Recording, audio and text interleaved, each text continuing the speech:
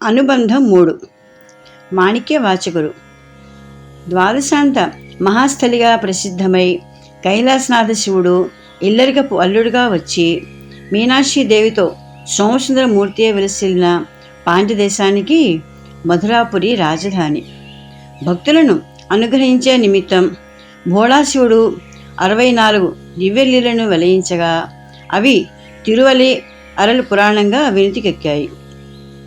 అందులో భాగంగానే పాండ్యదేశపు ఆర్తిని తీర్చి కీర్తిపథంలో నడిపించే వైఘా నదిని తమ హృదయగంగ నుండి ప్రవహింపజేసింది. పంచసభలలోని రహస్యసభగా ప్రఖ్యాతమై రాజశేఖర పాండ్యరాజు అభ్యర్థనలపై నటరాజు పదభంగిమను మార్చుకొని కుడిపాదంపై నిలబడ్డ ఈ నగరానికి చేరువలోనే సుబ్రహ్మణ్యుని స్వస్థానాల్లోని 2 తిరుప్పరన్ కుండ్రం, పడముది చోడే ఉన్నాయి.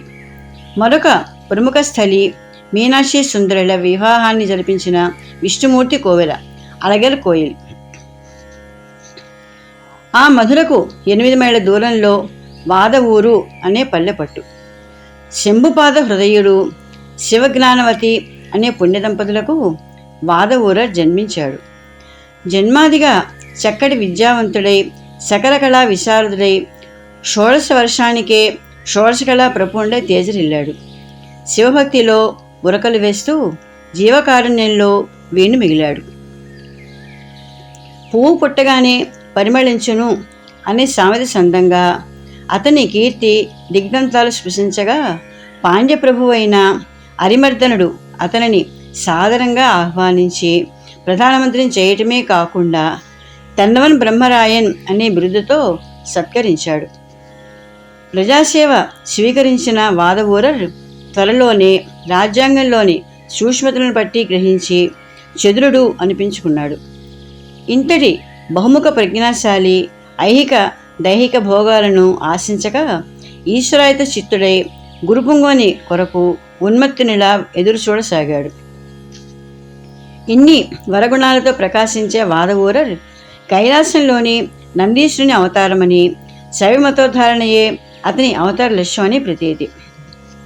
ఒకనాడు అశ్వదళ అధికారి వచ్చి గుర్రాల సంఖ్య క్షీణిస్తోందని, తూర్పు పాండ్య తీరంలో మ్లేచ్ఛదేశం నుంచి దిగుమతైన గుర్రాలు విక్రయానికి ఉన్నాయని రాజుకు విన్నవించాడు. ఈ వ్యవహారానికి వాదవూరుడే అర్హులు అని రాజుకు తోచింది. వలసినంత ధనం పరివారం తీసుకొని తూర్పు తీరం వెళ్లవలసిందిగా కోరాడు.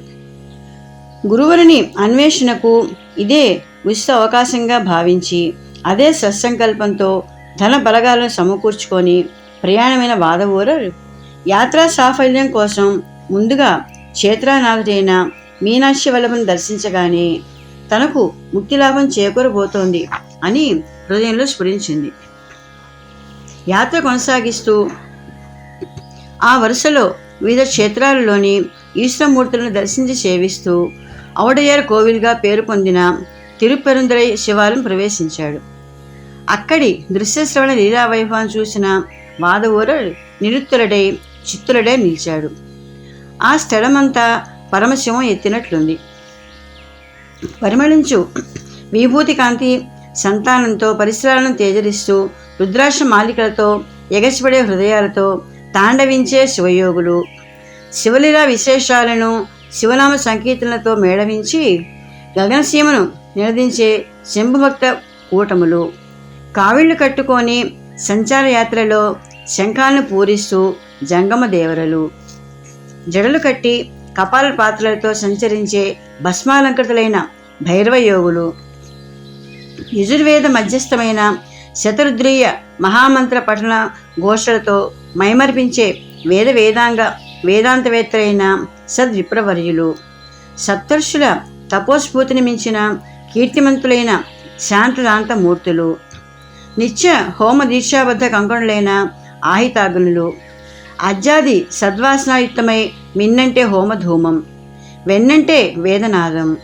ఇటువంటి పవిత్ర వాతావరణంతో భువనేక మనోహరంగా జ్ఞాన ప్రజ్వలనంతో దేదీప్యమయమైన తిరుపెరుందురై క్షేత్రం వాదవూరు చిత్తాన్ని హత్తుకుంది. మందమరిచి గతి తప్పి తల్లి కొరకై కళవళపడుతూ అటూ ఇటూ వేగిరపడి లేగవలే ఆలయంలో పరుగు తీశాడు వాదవూరరు. ఆర్తితో పక్వమైన వీరి చిత్తాన్ని గ్రహించిన పరమేశ్వరుడు 1 సంవత్సరం ముందే బడిపంతులుగా ఆ ఊరు వచ్చి ఆలయానికి పక్కనే ఉన్న వీధి అరుగులపై పేద పిల్లలను చేరదీసి చదువులు చెప్పసాగాడు. రోజుకో ఇల్లుగా అక్కడి ఇళ్లలో చిర్రాకు, గల్జేరు వంటి సాధారణ ఆకు అలములతో వండిన ఆహారాన్ని భిక్షగా స్వీకరిస్తూ భక్తుని రాకై నిరీక్షించసాగాడు. వాదవూరరు అక్కడి చేరుకోగానే కైలాసనాథుడు తన గణాలను శిష్యులుగా చేసుకొని వారిచే పరివేష్టితుడై ఆలయ ప్రాకారంలోని స్థల వృక్షమైన పురంద నీడలో వేదాంత బోధ చేయసాగాడు. సిద్ధపురుషుని ఈ దివ్య దర్శనంతో వాదవూరరు పులకాంకిత గాత్ర సర్వస్వుడై దండము ఉప్పొంగా బాష్పవారి పరిపూర్ణ నేత్రుడు కాగా అతని చేతులు అప్రయత్నంగా శిరముపై గగసి నమస్కరించాయి. చాపు చుట్ట వలె అమాంతం పరమేశ్వర పాదారవిందంపై వాలిపోయినాడు. ఈ దీనుని శిష్యునిగా స్వీకరించి దాసానుగా చేసుకోమని ప్రార్థించాడు. అదే వితరణకై విచ్చేసి వేచి ఉన్న సద్గురుమూర్తి త్రివిధ దీక్షలతో కృపాభాంగ వీక్షణం, స్పర్శానుగ్రహం, పంచాక్షరి మంత్ర ప్రసాదాలతో వాదవూరరికి హృదయ వికసనం గావించాడు. నిష్పార్థ జ్ఞానేత్రుడైన వాదవూరరు ఆనందకందకుడిత హృదయారవిందుడై సకల శరీరాణువులు దివ్యావేశంతో స్పందిస్తూ ఉండగా ముకుడిత హస్తకమలాలతో శ్రీగురునికి ప్రదర్శనార్చన గావించాడు. తన ధన వస్తు సంపద సంచయమంతా ఆచార్య శరణార్పణం చేసి స్వాత్మార్పణం కావించుకొని లంగోటా కౌపీనంతో పార్శ్వదే నిలిచాడు. దేశకుని మౌనదీప్తితో నూతన కీర్తివాసుపత్రి ప్రాప్తించగా తన నిష్కళంక భక్తి సూత్రానికి పరమేశ్వర లీలా విశేష స్తోత్రమాణిక్యాన్ని కూర్చి ఆచార్యుని అలంకరించాడు. మణిరత్న శోభిత స్థుతి సమర్పణకు హృష్టాంతరంగుడైన శిపివిష్యుడు భక్త శిఖామణిని మాణిక్యవాచక అని సంబోధించాడు. సేవాభాగ్యమును కలుగజేయము అని ప్రార్థించగా శ్రీ గురునాథుడు అతని వద్ద ఉన్న ధనంతో మందిరములు, గోపురములు, ఉద్యానవనములు, తటాకములు, శైవమఠములు మొదలైన నిర్మించి సాధు సన్యాసులకు వస్త్ర ఆహారాది సదుపాయాలను అందిస్తూ మాహేశ్వర పూజలో సత్కాలక్షేప కైంకర్యాన్ని నిర్వర్తించమని ఆశ్వాసించి గణసహితంగా అంతర్ధానమైనాడు. ఈ సంఘటనతో నిర్మిండైన మాణిక్యవాచకులు గురు వియోగ బాధ తాళలేక కిందపడి దొల్లుతూ విలపించారు. ఈ మొత్తం వ్యవహారమంతా గమనిస్తున్న గ్రామస్తులందరికీ సందేహాలు ముప్పిరిగొనగా తమ గ్రామంలో అంతకుముందు బడిపంతులైన విద్యాదాత కోసం అన్వేషిస్తే కనిపించడాయే. అదంతా పరమేశ్వరుని చిద్విలాస్ లీలావైభవం అని గ్రహించి సంతోషించారు.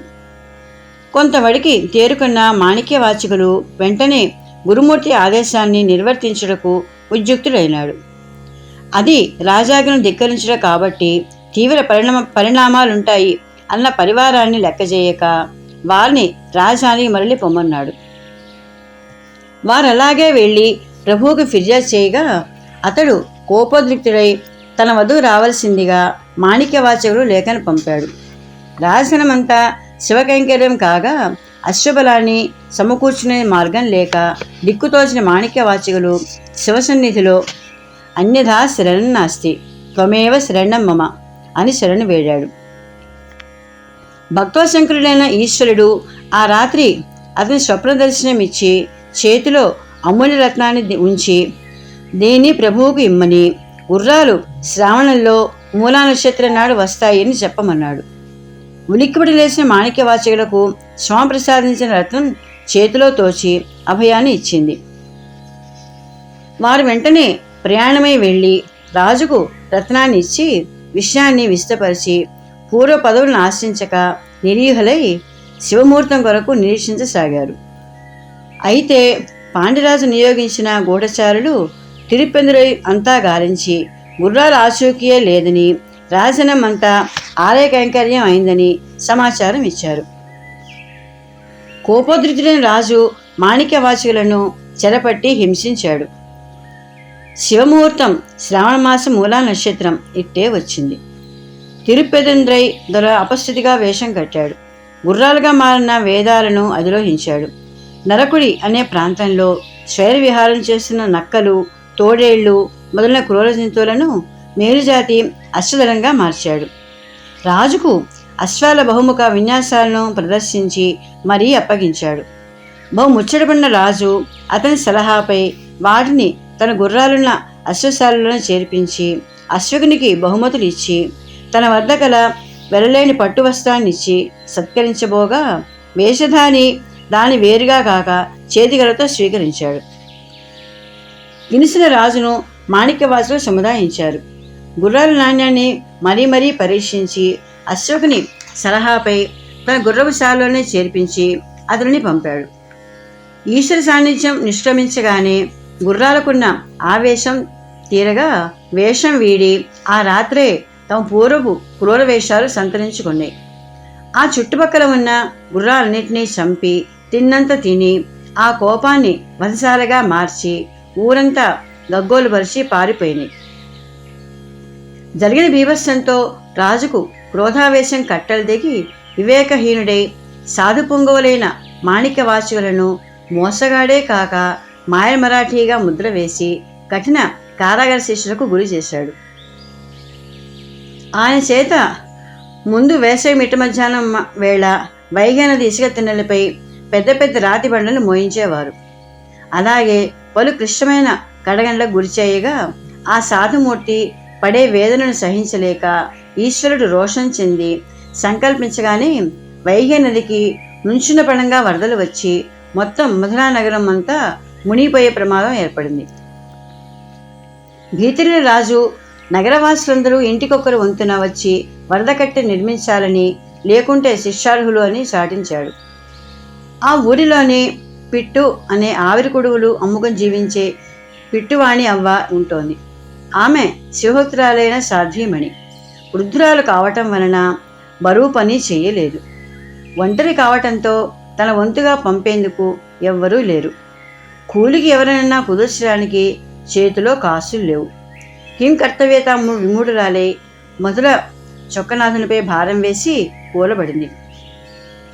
దయార్ద్ర హృదయుడైన సుందరేశ్వరుడు కూలివాని వలె మారి పలుగు పారా భుజానికి ఎత్తుకొని వచ్చి అవ్వ వంతు పని తాను చేస్తాను అన్నాడు. అవ్వ కూలి ఇవ్వలేను నాయనా అంటే, పర్వాలేదవ్వా, నువ్వు వండే కుడుముల్లో తుంపులు ఇస్తే చాలు, కడుపు నింపుకొని సరిపెట్టుకుంటాను అన్నాడు. అవ్వ కుడుములు చేయబోతే అన్నీ తుంపులే కాసాగినాయి.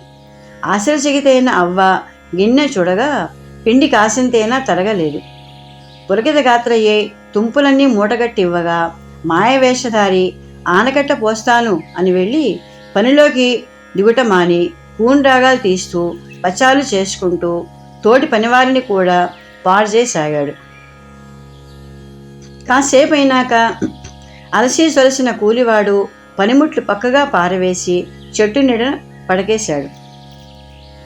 కొంతసేపటికి పాండ్యరాజు తన అధికార పరివారంతో కట్టపనులు ఎంతవరకు వచ్చాయో చూద్దామని అటుగా వచ్చి పరిశీలించగా అవ్వవంతు పని ఇంకా మొదలే కాలేదని తెలిసింది. విచారించగా ఆ మర్మ కార్మికుని నీళ్ళన్నీ వెలుగులోకి వచ్చినాయి. రాజు క్రోధావేశంతో కూలివాణ్ణి రప్పించి దుర్భాషలాడుతూ చేతి బెత్తంతో అతని వీపుపైన మోదాడు. ఆ ప్రహారం దెబ్బ కొట్టిన రాజుపైనే కాకుండా అక్కడ ఉన్న చరాచరములన్నిటిపై దశగుణమై మోగింది.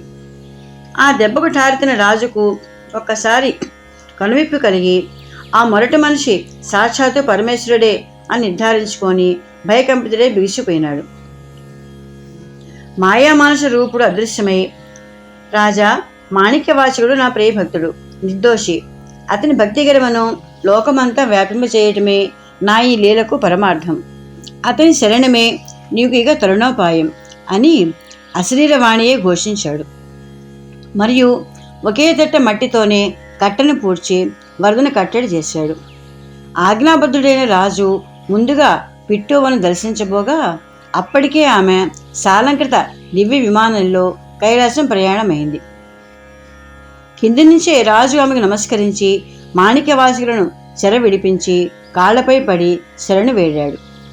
నన్ను మన్నించి ఈ దేశాన్ని పాలించండి అని ప్రార్థించిన రాజుకు అభయదానమిచ్చి నిష్ఠుడైన ఆ భక్త శిఖామణి పరివ్రాజకుడై శివక్షేత్రాలుగా సాగిపోతూ ఆయా దేవతామూర్తులను పద్యాల సుమామాలికలతో అర్చనాలంకృతం చేసి తృప్తిపరుస్తూ ధన్యతను గాంచేవాడు. అలా సాగిన ఆ యాత్రలో తనకు సద్గురుని కటాక్షించిన తిరుప్పెరుందురై ఆత్మనాథ స్వామిని గురించి కొన్ని పథకాలు. ఉత్తరకోశమంగైలో నీత్తల్ విన్నపం అనే 50 పద్యాల స్తోత్రం, తిరువణ్ణామలై ఈశ్వరుని స్తుతిస్తూ తిరోధాన శుద్ధిగా పేరు పొందిన 20 పద్యాల తిరువెణ్బావై మరియు 20 పద్యాల అమ్మావై అనే రచనలు. ఇక తిరుక్కలకుండం, సీర్కాళి మరియు తిరువారూరులో ఒక్కో పదికం, చివరిగా చిదంబరంలో వివిధ సందర్భాలలో పదికాలతో ఆశువుగా కీర్తించారు. తిరుక్కలకుండంలో తిరుప్పెరుందులలో శ్రీ గురునాథుని దివ్య దర్శనం అయింది. వారి క్షేత్రాటన జీవితంలోని తుదిఘట్టం శ్రీ చిదంబర క్షేత్రం. వ్యాఘ్రపురంగా వాసిగాంచిన ఈ అంబరలింగ క్షేత్రం చేరుకున్న మాణిక్యవాచకులు ఊరి శివారులో ఓ చిన్న మఠాన్ని ఏర్పరచుకొని అందులోనే వసిస్తూ నటరాజ తాండవాన్ని కీర్తిస్తూ అనేక కృతులు సమర్పించేవారు. ఇదిలా ఉండగా అక్కడ శివభక్తులు ఒకరు శ్రీలంక దేశానికి వెళ్ళి అక్కడి రాజసభను సందర్శించబోయారు. అక్కడి రాజు బౌద్ధ మతావలంబులై బౌద్ధ ఆచార్యులచే పరివేషింపబడి ఉన్నారు.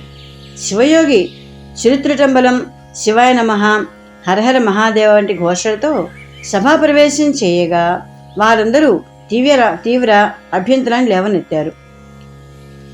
శివదూరులు శైవద్రోహులు అయిన సౌగతుల చూడనల్లక తెరమరుగుననే వారితోటి వాదానికి అంగీకరించారు. చర్చ ప్రారంభించగానే దైవదత్తమైన తన నటరాజ తేజ ప్రభలతో వారి శూన్యవాద చీకట్లను చెదరగొట్టారు. వాదనాపటిమ కోల్పోయిన సౌగతులు చేసేది లేక శివదూషణకు దిగారు. దానికి ఓర్చలేని మాణిక్యవాచికలు చదువుల తల్లి శ్రీవాణిని ఉద్దేశించి సౌగతుల ముఖావిధానం చేయమని శివాగనగా పలికారు. సరస్వతి తన తేజాన్ని ఉపసంహరించగా తక్షణం వారి నాలుగులు స్తంభించాయి. మహిమా సంభరితమైన ఈ శివభక్తి విజయాన్ని దర్శించిన వారంతా పులకాంకిత సర్వస్సులై పరమేశ్వరునికి జయజయధ్వానాలు ఉద్ఘోషించారు. శ్రీలంక నేత మాణిక్యవాచకుల పాదమును ఒడిసిపట్టి శరణు కోరుతూ తమను ఉద్ధరించమని, మూగదైన తన బిడ్డకు వాణి ప్రసాదము దయచేయమని అభ్యర్థించాడు. ఆశోషులైన మాణిక్యవాచకులు మరొక వైవిధ్యభరితమైన శివకారుణ్యాన్ని ఆవిష్కరించారు.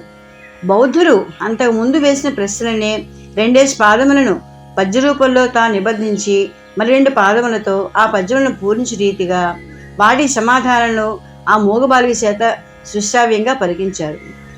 ఈ రచనలో 4 పాదాలున్న 20 పద్యాలున్నాయి. ప్రతి పద్యంలోని మొదటి 2 పాదాలను బౌద్ధుల సందేహాలతో నిబంధించగా తర్వాయి 2 పాదాలతో వాటికి తమ సమాధానాలను మాణిక్యవాచకులు రాజకూతురైన మూగబాలిక చేత పలికించారు. తిరుసాయిల్గా పేరు పొందిన ఈ రచనకు శివకారుణ్యం అని భావం. సభాపతి సమాధానంతో జరిగిన మహాద్భుతమైన ఈ వాణి విభావరికి సభాసదులంతా ఆశ్చర్యచకితులై శివశోధానాలతో అంబరలింగాన్ని సంబరపెట్టారు. శ్రీలంక ప్రభువు మాణిక్యవాచకులకు సంపూర్ణ శరణాగతి చెంది తనకు శైవదీక్ష ఇచ్చి శిష్యునిగా స్వీకరించమని, అలాగే బౌద్ధ సాధువులందరికీ స్వస్థత చేకూర్చమని ప్రార్థించగా వారు అందరికీ భస్మ ప్రదానం చేసి శివశరణ్యంలోకి అనుమతించారు. శ్రీలంక రాజు తమ దేశానికి తిరిగి వెళ్ళి శైవమతోద్ధరణ కావించాడు. శివరంజని రాగభరితమైన మాణిక్యవాచకుల జీవితంలో ఇక శివకారుణ్య పారమ్యాన్ని జయకేతనంగా చిదంబర వీధులలో ఆవిష్కరింపచేసి వారిని వారి రచనలను జగద్విఖ్యాతమందించే శివానుగ్రహ సన్నివేశానికి సమయమైంది. దిక్కులే అంబరంగా గల చిదంబర నటరాజమూర్తి సుపరిచితమైన బ్రాహ్మణ వేషం ధరించి మాణిక్యవాచకుల మఠాన్ని విచ్చేసి ఆరాధింపబడి కూర్చొని తెచ్చిపెట్టిన చనువుతో కవిశేఖరులు ఎన్నో అద్భుత స్తోత్రాలు, కీర్తనలు చేశారని అంతా ఘనంగా చెప్పుకుంటున్నారు. నాకు వినుటకు వేడుకగా ఉన్నా రావటం తీరికే లేకపోయింది. పగలు వీలు పడక ఈ రాత్రి వేళ వచ్చాను. నిద్రాభంగం చేశానా? పాడగలరా? జ్ఞాపకం ఉన్నాయా? అంటూ వేగిరపెట్టాడు. సంకీర్తనకు సమయాసమయాలు ఏమి? సదా సంసిద్ధుడిని. జ్ఞాపకం ఉన్నంత వరకు పాడతాను, వినండి అంటూ మాణిక్యవాచకులు కళ్ళు మూసుకొని శివగానామృత లహరిని వెలయించగా ముందుగా తిరువాచకం అనే గ్రంథం రూపుదిద్దుకుంది. అది కాగానే దీక్షితులు పావయ్య పాడిన నోటితో కోవయ్య కూడా పాడరాదా అని ఉత్సాహపరిచారు. అప్పుడు మాణిక్యవాచకులు వెలించిన కీర్తనావృష్టి 400 కోవయ్య పద్యాలు ఉన్న తిరుకోవయ్యారుగా ఏర్పడింది. ఇలా చిరకాలంగా తన హృదయ క్షేత్రాన్ని ఆర్ద్రపరిచిన శివగానామృత గంగ ప్రవాహమై ఉప్పొంగా తన్మయలే కీర్తిస్తూ పరిసరాలను మైమరిచి అలా స్వస్థితిలో లీనమైనారు. వేషధారి ఈ రసిలన్నింటినీ తాళపతి నిక్షిప్తం చేస్తూ మాణిక్యవాచకులు మౌనస్థితి పొందగానే తాను కూడా తిరుహతుడైనాడు. ఆలయ దీక్షితులు వేకువనే తలుపులు తీసి ప్రాతకాల పూజాధికారం నిర్వహిద్దామని చూడగా నటరాజ సన్నిధి ముందున్న పంచాక్షరి సోపానుల పంక్తిపై తాళపత్రుల గ్రంథం కనిపించింది. ఏమా అని చూస్తే తిరువాచకం అనే నామాంకితంతో మాణిక్యవాచకులు గానం చేయగా తన స్వహస్తాలతో లిఖించినట్లు శ్రీ నటరాజమూర్తి సంతకం, తిరుచిటంబరం అనే సాధికార ముద్రతో లేఖ కనిపించినాయి. దీక్షితులంతా పరమాశ్చర్యంతో ఈ వింత సమాచారాన్ని మాణిక్యవాచకులచే సంప్రదించి తెలుసుకుందామని వారిని కలిసి గ్రంథాన్ని చూపి దీని భావం ఏమిటి అని ప్రశ్నించారు. భక్త శిఖామణి కంపిత స్వరగాత్రులై వడివడిగా నటరాజమూర్తి సన్నిధికి వెళ్ళి స్వామికి ఉన్ముఖుడై నిలిచి చేతులు శిరమపైకగా, అయ్యా, ఇక్కడ విరాజమానుడే ఉన్న శ్రీ చిదంబర నటరాజమూర్తే దీనికి భావం అంటూ గద్గద స్వరంతో పలికి తక్షణమే జ్యోతిమయ రూపం పొంది పంచాశ్రీ సోపాన పంక్తి మీదుగా నటరాజు విన్యస్పద పద్మ యుగళంలో విలీనమైనారు. శ్రీ చిదంబరేశ్వర హస్తలిఖితమైన ఈ తిరువాచ గ్రంథం 650 పద్యాలతో ఎటువంటి ప్రాకృతిక ప్రాపంచిక వర్ణ విక్షేపానికి చోటియ్యక కేవలం మహేశ్వర లీలావిలాస వైభవ సంకీర్తన సంభరితమై పరమార్ద్ర రసావేశంతో తుణికిసలాడుతూ ఉంటుంది. నేటికి ఈ గ్రంథరాజం సంపూర్ణ పాలన చేయబడుతూ వాదవూరు తదితర శైవక్షేత్రాలలోనూ ఆశ్రమ మఠాల్లోనూ పరమభక్తితో ఆదరించబడుతోంది. పాండిచ్చేరిలోని ఒక శివాలయంలో నేటికి దర్శనీయమై ఒప్పారుతూ అతి భద్రంగా నిలిచి ఉంది. మరీ ముఖ్యంగా భగవాన్ శ్రీ రమణ మహర్షుల మాతృదేవత అలగమ్మ నిర్మాణ సమయంలో ఈ గ్రంథం యొక్క సంపూర్ణ పాలన నిర్వహించబడింది. సర్వం శ్రీ రమణార్పణమస్తు. సర్వం శ్రీ పరమేశ్వరార్పణమస్తు. విశ్వనాథాయ సకల విశ్వ సంరక్షణాయ శాశ్వతైశ్వర్యదాయ సాయ మంగళం. సోమసూర్యాగ్నినేత్ర శోభితాయ త్రిదశలోక పాలనాయ బాల విశ్వనాథ మంగళం. పన్నగేంద్రభూషణాయ సన్నుతామరేంద్రాయ చన్నమల్లికార్జునాయ జైతు మంగళం. యజ్ఞనారాయణస్య విజ్ఞానదాయకాయ సుజ్ఞానకోశాయ శుభదమంగళం. విశ్వనాథాయ సకల విశ్వ సంరక్షణాయ శాశ్వతైశ్వర్యదాయ సాయ మంగళం. శాశ్వతైశ్వర్యదాయ సాయ మంగళం. శాశ్వతైశ్వర్యదాయ సాయ మంగళం.